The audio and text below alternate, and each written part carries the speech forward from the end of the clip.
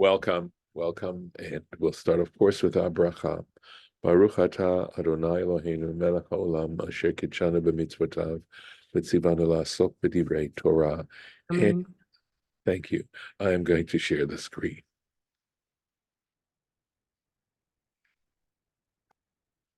So we're just starting. We were doing the verse here about the rakia, about the firmament, and we're talking about how it divided, right?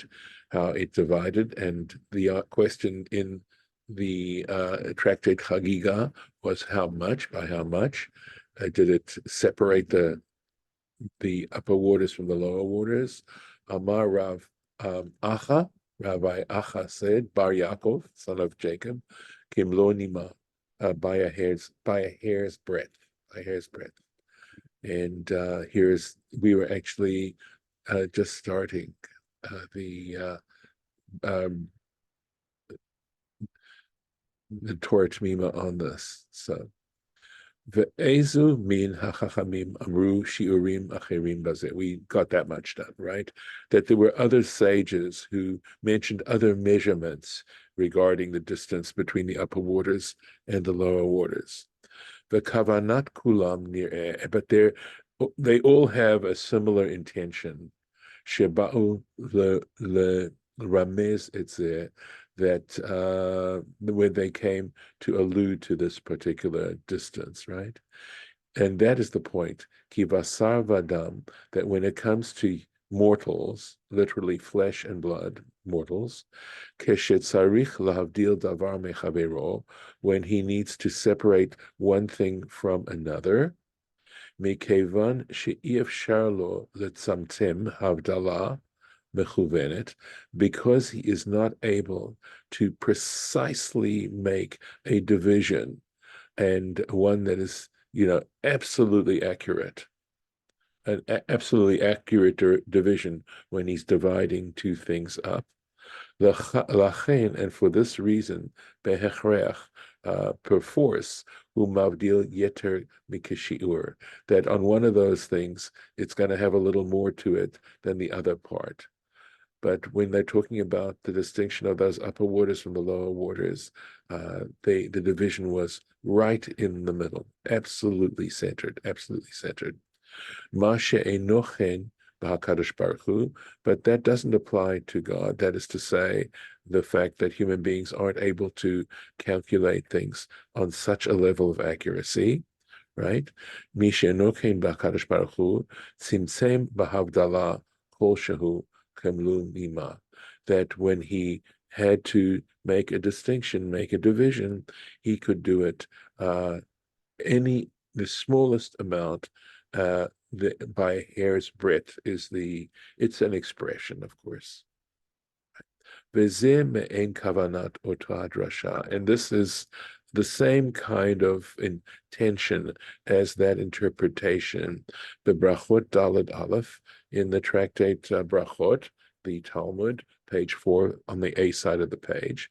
Al Ma'amar HaKadosh Baruch Hu, that when the Holy One, he said to Moses that he was going to bring about the plague of the firstborn, he said, Bachatzot halayla, at midnight, right? At the moment when the night is divided in half. Ani yotzeh betoch Mitzrayim, I'm going to go out in the land of Egypt.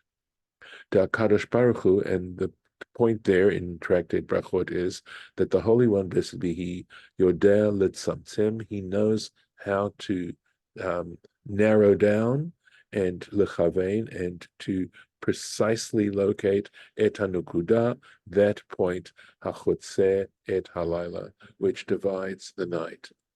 Ma she'enochen basar v'adam, which isn't something that people, that mortals are capable of doing. V'lachein amar Moshe, and for this reason, when Moses tells the people about it, right? We just read what God told Moses, right? That when he speaks to the people, he says kachatzot, approximately midnight. Kachatzot means literally like midnight, but not at midnight, but at about midnight. And that's why Moses says kachatzot and why God says b'chatzot. On to the next. So let's make sure we do the text here. Okay, so we just did this verse. Vayikra Elohim larakia shamayim. God called the firmament the rakia shamayim, heavens. Vayhi erev vayhi boker yom sheni. There was evening, or evening came, and morning came, a second day. Second day, and this is second day. It's an ordinal number. Yom Sheni, second day. Amar Rabbi Bena'a Bre de Rav Ula. So Rabbi Bena'a, the son of Rav Ula, said, Mipnei ma lo ne'emar ki tov b'sheni b'shabbat. That if you look at the creation of the second day, and we were aware of this in studying Rashi, our original Rashi there, but he mentions this, that when you look carefully, it never says God saw how good it was. It doesn't mention how good it was at all on the second day. Mipnei shenivra bo or shel gehinom. And the reason he gives is because maybe it's but the fire of Gehinnom, of hell. In other words, this was a time when there would be, in fact, divine punishment, divine accountability. Of course, anticipating, unfortunately, that human beings were going to require this kind of future. Yes, Lauren. What is that word after Bashani that looks like Bashabat? Oh, it is B'Sheni B'Shabbat, on the second day of the week. So Shabbat means week? In this case, it does. It's just simply the way we express things in Hebrew. Because we want to emphasize just how fundamentally important Shabbat is, the Sunday is Achat b'Shabbat. In other words, what it is the first day towards Shabbat, and then the second Monday is the second day towards Shabbat. You see what I mean? So that the week is directed towards the Sabbath, and we see the Sabbath as the crown of creation. But that's how we talk about the days of the week. When we say Yom Sheni, it's the second day, but it means the second day towards Shabbat. The days Not the themselves second don't day have, after Shabbat. no, not the second day after Shabbat, but the second day towards Shabbat, or in Shabbat. In other words, the week, that Shabbat. Remember, the parsha of the week is starts on Saturday night, actually, right? The beginning of Sunday. So the week belongs to the Shabbat that completes it, because that's the seventh day of the week. So, but thank you for the question and for bringing that out. Did you want to follow that up with anything? No. Okay. So again, it's a way of trying to make us conscious of how important Shabbat really is. So at any rate, we see that on the second day of the week, that is on Monday, excuse me, it doesn't say Kitov at all.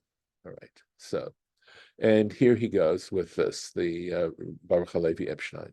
The Iyen Himshech Ladrasha Zu, and look also further at the continuation of this interpretation, Lekaman, below the Pasuk Lamed Aleph, on verse 31. Verse 31 is where God looks at creation. He's completed all his creating and says how good, that it's tov ma'od, that it's very good. So there's going to be some interpretation that's going to have a similar kind of implication as this one on that particular verse. Ve'iyein ma shekatuv besamuch, pasuk yud, and also look at what is written right next to this regarding verse 14. Okay, so here we are. We're on just finished verse 8.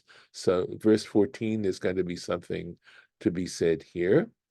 Le'inyan ma shenohagim. So he says, I'm going to comment on the issue shenohagim shelo lahatchil davar b'yom sheni, that there's a custom within the tradition not to start something on the second day of the week. for this reason, because it doesn't say kitov, right?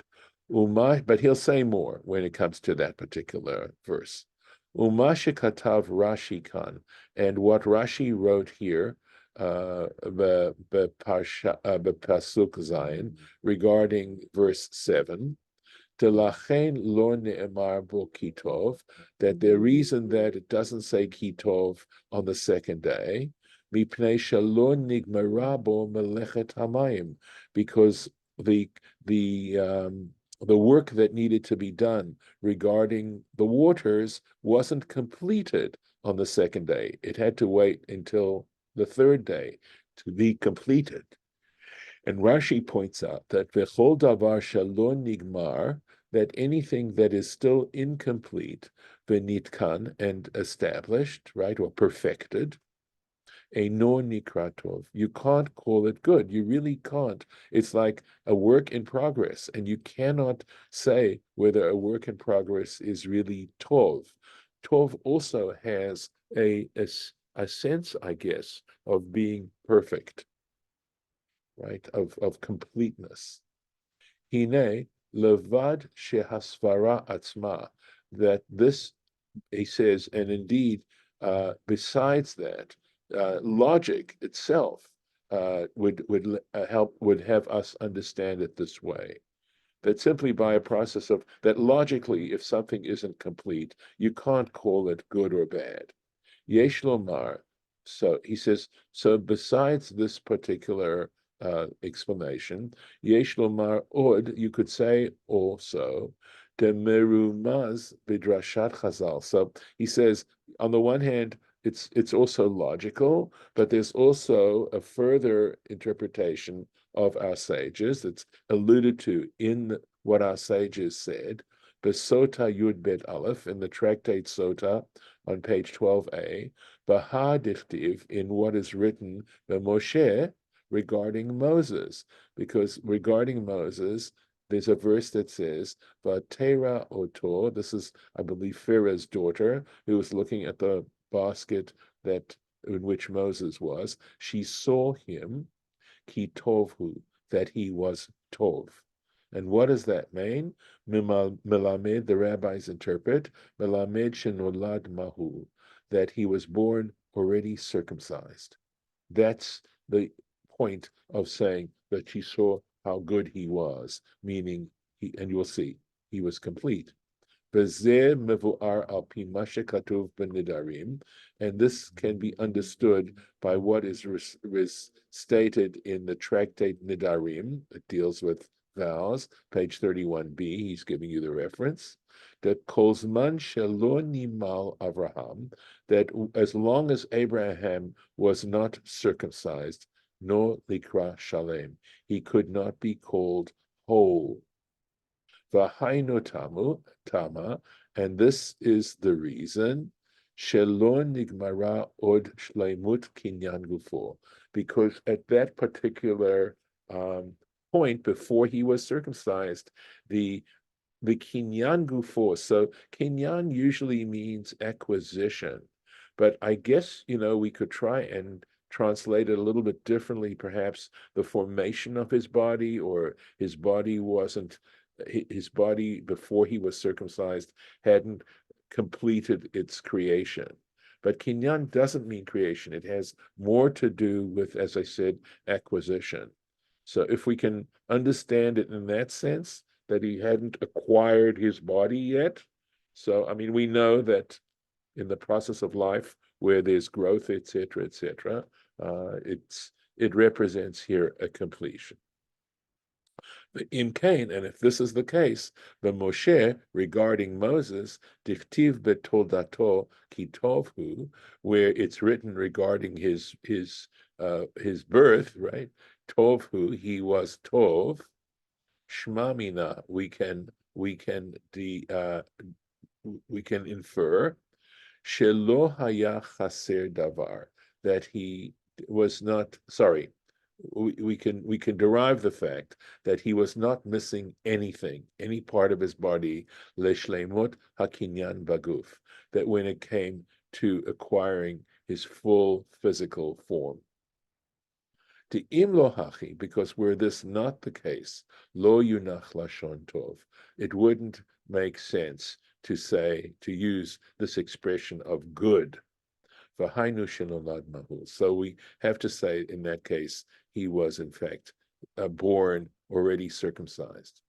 V'hachinami mikevan shelo, and so in a similar way, because shelo nigmara bo melechet hamayim, because on this particular day the work of the water wasn't complete, and no nikra tov, you can't call the second day good. Yes, David. So is Moses the only case, like in recorded history, where yes, he's born circumcised? I mean, okay, this now sparks of the. I mean, we don't have it often here. I don't think that somebody is, designated in some way that's not normal. I mean, normal biologically or physically or whatever, right? So is this the only case that we have like that? No, and by the way, I'm sorry. Yeah, I don't believe so. I think in medical history, this can happen. We know Well, that. yeah, I know, but I meant in the Torah itself. Oh, okay. So in the Torah itself, I'm not aware of it, although I seem to kind of recollect that there are other places and perhaps other certain individuals who may be mentioned, but I don't have a clear recollection. Lauren? And I see someone else too. Yeah. So a couple things. One is that circumcision is not having a foreskin, it's cutting off the foreskin. So so that means it would have had to have been cut off in the womb.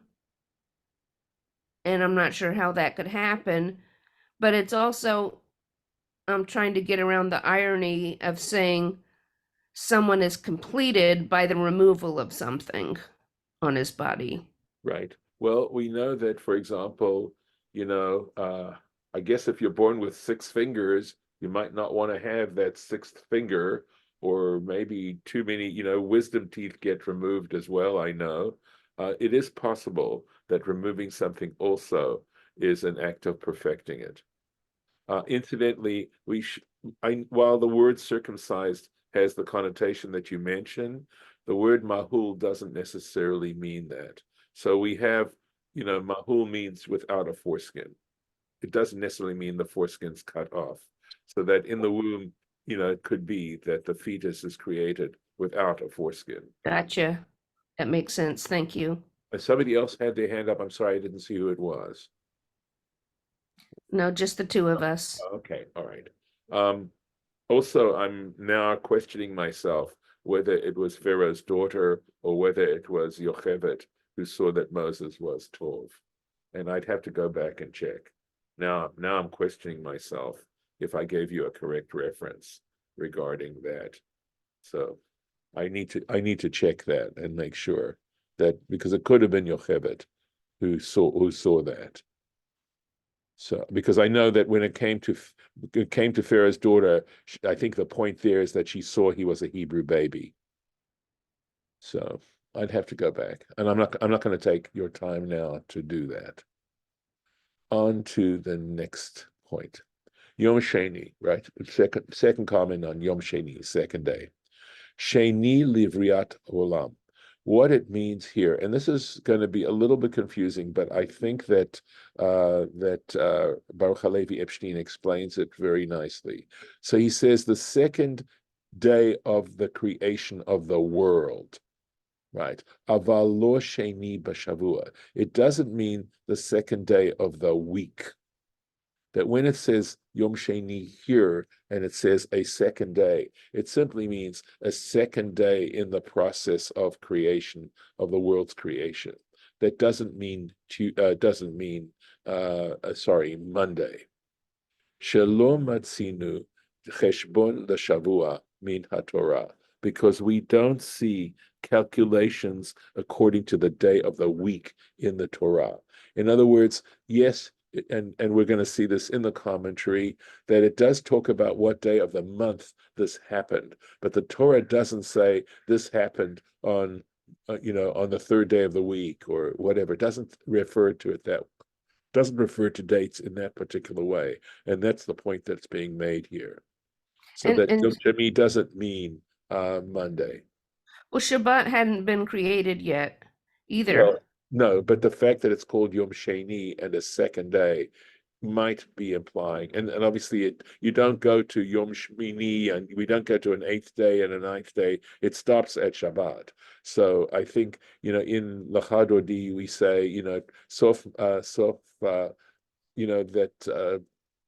I'm trying to think of exactly how it's put in the Chadodi, but basically it says, first in thought, lost in creation, but first in thought. There's a verse there. In other words, that God always had Shabbat in mind when he started to create the world. I'm sorry, I just cannot recollect the Hebrew right there. Sof Maaseh B'machshavat chila. Thank you. Yes, sof maaseh, the end of the work. B'machshavat chila, but in thought first, referring to Shabbat. Thank you, Lauren. You saved me. Thank you. All right. So let's look at this. He says, Ritzolo lamar. So what's the point of this? He's saying, Shelo matzinu shetitzayen haTorah. We don't see that the Torah designates eze me'orah, any event, lemispar yomot hashavua. It doesn't say it according to the days of the week. It doesn't say the Torah was given on Tuesday. It doesn't say the Torah was given on Friday. Yom Shishi, the Hebrew equivalent. It doesn't say that. It just says the day of the month. Lomar sheze ira b'yom ploni mimot hashavua. To tell you that this event occurred on X day, on day X of the days of the week. Kamo shetetzayen mispar yomot hachodesh. The way it will designate the number of the days of the month. It'll tell you the 15th day of the month, the 7th day of the month, right? V'tzarichion, he says, and this is sort of interesting, he's saying. One needs to look into this. This requires a little bit of investigation. B'min hagenu, in our custom, b'ktuvot, that when we write a ketubah, right, a marriage document, v'gitin, and a divorce document, v'kinyanim, and acquisitions, right, when you acquire something, v'chein b'kitei reshut, and likewise when you write a license to do something, kitvei reshut means a document of permission, right? In other words, a license. L'tzayen hadavar liyom hashavua, that in fact we designated according to the day of the week. So interestingly enough, even though the Torah doesn't mention what day of the week it is, when we write these documents, we do write the day of the week. Be'echad b'Shabbat. So for example, we say on the first day of the week, b'sheni b'Shabbat, on the second day of the week. If you look at the ketubah, it mentions these things. Same thing with gitin and basically with contracts. V'zeh delo kenahug b'Torah v'chol hamikra. And he says, and this is not the way it's done in the Torah or any part of Scripture. V'yein mashakatuv b'parshat Yitro. And see, there's more to be said about this. Or mashakatavti, maybe what I wrote in Parsha Yitro, Perik Zachor et Yom HaShabbat, in the Opapasuk, in the verse, regarding the verse where it says Zachor et Yom HaShabbat, remember the Sabbath day. That's it there.